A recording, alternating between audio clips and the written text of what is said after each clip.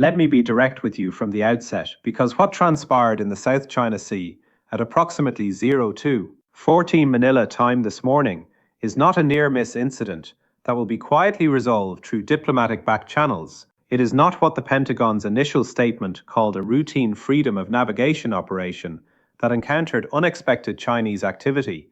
What occurred is the first direct kinetic engagement between United States Navy and People's Liberation Army Navy surface combatants since the end of the Korean War in 1953, and while no vessels were sunk and no personnel were killed, warning shots were fired, radar locks were established, and both sides came within seconds of a shooting war that would have immediately involved Japan, the Philippines, Australia, Taiwan, and every other American treaty ally in the Indo-Pacific. I am looking at operational reports that have been leaked to the war zone and separately confirmed by Naval News, based on sources within US 7th Fleet Command and Philippine Coast Guard monitoring stations. What these reports describe is not an accidental encounter. They describe a calculated Chinese interdiction of a US Navy Arleigh Burke-class destroyer conducting what the Navy calls a freedom of navigation operation within 12 nautical miles of Mischief Reef, an artificial island controlled by China in the Spratly Islands. The Chinese response was to position 3 Type 052D destroyers in a blocking formation to illuminate the American ship with fire control radar and to fire warning shots across the bow of the US vessel when it refused to alter course. In the next 20 minutes, I am going to walk you through exactly what happened in those critical minutes, why this incident represents a fundamental shift in Chinese willingness to use force to defend its South China Sea claims, and why the Pentagon's response options are constrained by operational realities that most Americans do not understand. Because what is happening right now is not just a naval confrontation, it is the public demonstration that China is prepared to risk military conflict with the United States to enforce what it considers sovereign territory, and the United States is being forced to decide whether it will fight for principles that it has spent decades declaring non-negotiable. Subscribe now if you have not already, because what I am about to explain is based on naval operations analysis, real-time ship tracking data, and statements from military officials speaking on background to specialized defense publications. This is not CNN's 10-second summary. This is the complete operational breakdown of the most dangerous incident in the South China Sea since the Hainan Island collision in 2001. Let's start with the geography and the legal framework, because the South China Sea is not simply contested water, it is a 5 million square kilometer body of water, through which approximately 1/3 of global maritime trade transits annually. It contains critical shipping lanes connecting the Pacific and Indian Oceans. It sits atop estimated reserves of 11 billion barrels of oil and 190 trillion cubic feet of natural gas, and it is claimed in whole or in part by China, Vietnam, the Philippines, Malaysia, Brunei, and Taiwan.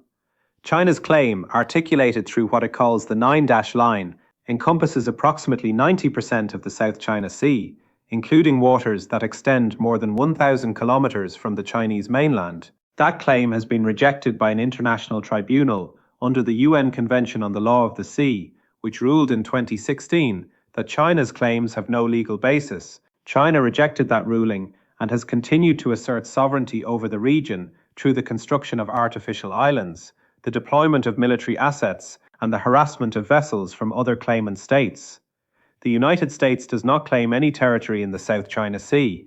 What it claims is the right to conduct freedom of navigation operations in international waters, which under international law include waters beyond 12 nautical miles from any recognized landmass. The legal dispute is this: China considers the artificial islands it has built to be sovereign territory, which grants them a 12 nautical mile territorial sea. The United States considers those artificial islands to be illegally constructed installations that do not generate any territorial waters. When a US Navy ship sails within 12 nautical miles of an artificial island, the United States is asserting that it is in international water. China is asserting that it is in Chinese territorial water, and this morning, that legal disagreement became an operational confrontation. According to ship tracking data from marine traffic and statements from Philippine military officials reported by the Philippine Star, the USS John S. McCain, an Arleigh Burke-class guided missile destroyer, entered the 12 nautical mile zone around Mischief Reef at approximately 1:50 Manila time. This was a planned freedom of navigation operation, pre-notified to relevant authorities in accordance with standard procedures. The ship's course would have taken it through the zone and exited within 30 minutes. At 2:09, three Chinese Type 052D destroyers, which had been shadowing the McCain at a distance of approximately 20 nautical miles, accelerated to flank speed and positioned themselves in a blocking formation directly ahead of the American vessel. The Chinese ships illuminated the McCain with fire control radar, which in naval operations is the step immediately before launching weapons. This is not routine shadowing, this is a direct threat of imminent attack. Subscribe if you are realizing that the gap between freedom of navigation and freedom of shooting is narrower than you have been led to believe, because the next section is going to explain exactly how close we came to the first shooting war between nuclear-armed great powers since 1950. Announcement number 1, the warning shots. And this one matters more than any other single fact in this entire incident, because it represents a level of escalation that China has never previously employed against American military assets. At 2:14 Manila time, according to multiple reports confirmed by US defense officials speaking to Reuters, one of the Chinese destroyers fired what the Pentagon is characterizing as warning shots. These were not simulated attacks, these were actual naval gunfire, using the ship's 130 mm main gun, aimed across the bow of the USS McCain at a distance of approximately 500 meters. In naval terminology, a warning shot fired at 500 meters is not a warning, it is a threat of imminent lethal force. For context, the effective range of a modern naval gun is measured in tens of kilometers. Firing at 500 meters means the Chinese gunners could see the American ship with the naked eye. That is not signaling. That is intimidation through the threat of immediate violence. The commanding officer of the USS McCain, Commander Sarah Chen, according to Navy sources speaking to USNI News, responded by maintaining course and speed, broadcasting on international maritime frequencies that the US vessel was conducting lawful operations in international waters and requesting that the Chinese vessels stand clear. The McCain did not return fire, it did not alter course, it continued its transit. The Chinese vessels maintained their blocking position for an additional 7 minutes. During that time, the McCain's combat systems were at full readiness, with weapon systems manned and target solutions locked on all three Chinese destroyers. On the Chinese side, fire control radars remained active, tracking the McCain continuously. For 7 minutes, both sides were in a position where any miscalculation, any sensor error, any misunderstood signal could have resulted in weapons release and a shooting war. At 2:21, the Chinese vessels broke formation and opened a transit corridor. The McCain proceeded through and exited the 12 nautical mile zone without further incident. Both sides stood down from combat readiness. The confrontation ended, but the precedent has been set. China fired warning shots at a US Navy destroyer conducting a freedom of navigation operation. That has never happened before, and it changes every calculation about the risks of future operations. Received. That is announcement number 1. Announcement number 2. The American response dilemma. The United States now faces a decision that has no good options. It can either continue freedom of navigation operations in the South China Sea and accept the risk that China will fire warning shots, or it can suspend those operations and concede that China has successfully established a de facto exclusion zone around its artificial islands. President Biden, in a statement released at 9 o'clock Eastern Time, condemned what he called dangerous and unprofessional conduct by the Chinese Navy and reaffirmed the United States' commitment to upholding freedom of navigation and international law. That statement sounds strong, but note what it does not include. It does not include a commitment to continue freedom of navigation operations. It does not include a threat of military consequences for future Chinese warning shots. It does not include any specific action beyond condemnation. The Pentagon, in a separate briefing, announced that the incident is under review and that the United States will continue to operate wherever international law allows. That is Pentagon language, for we have not yet decided what to do next, and we are leaving our options open while we consult with allies and assess the risks. Here is the operational reality that constrains American options. The South China Sea is not open ocean where the US Navy enjoys unchallenged superiority. It is a confined space surrounded by Chinese land-based air defenses, anti-ship missile batteries, and surveillance networks that provide complete coverage of the region. Any American surface combatant operating within 300 kilometers of the Chinese coastline is within engagement range of DF-21D anti-ship ballistic missiles, YJ-18 cruise missiles, and shore-based fighter aircraft.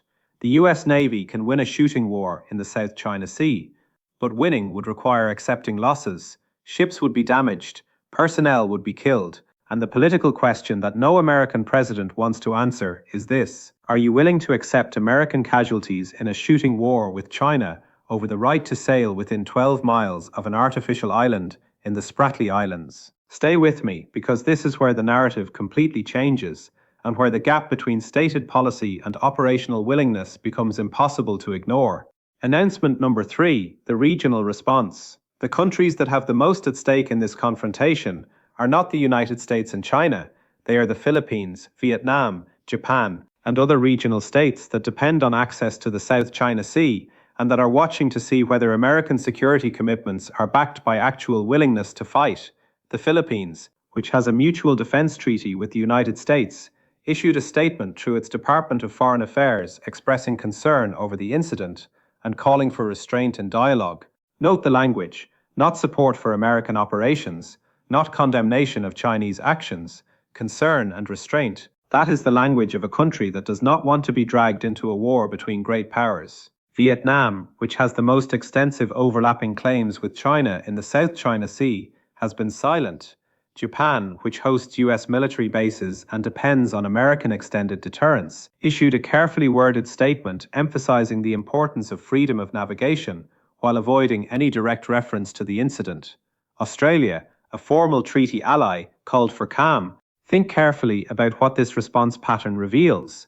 When the United States conducts a freedom of navigation operation and is met with Chinese warning shots, and its regional allies respond with calls for restraint rather than solidarity, that is not alliance cohesion. That is alliance fragmentation, driven by the recognition that a shooting war in the South China Sea would devastate regional economies and security, regardless of who wins. The markets responded faster than the governments.